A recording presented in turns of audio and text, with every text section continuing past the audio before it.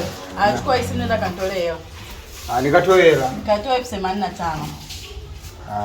Tena sasa hivi nawahi kurudi. Shingapi? 85,000. Uniletee hela ile kamilike 85,000. Sawa. Namba ya simu unaijua? Sasa kaleta wenge lako.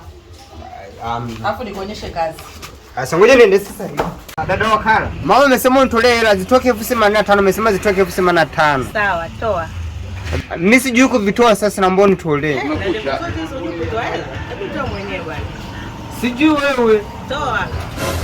Ngoja nitoe.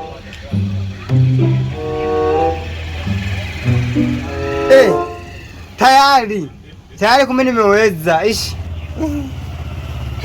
Wewe. Umeongeza dola 85,000? Nimeongeza dola 85,000. Mbona umechelewa? Afadhali ningechelewa. Nimeenda pale kwa wakala, nimwambia wakala, naomba nitolee, mama amesema nitolee, mimi sivijui.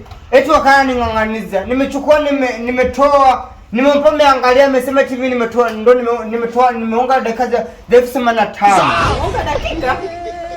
Sio mimi ni yeye. Hebu toa simu tuone. Hivyo mtoto una akili kweli wewe?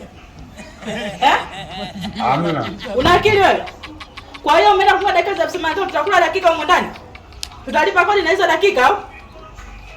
Kama ungekuwa wewe ungesema kama uwezi ningeenda mwenyewe. Niza kulipa kodi. Sasa kama unataka hela kuchezea au?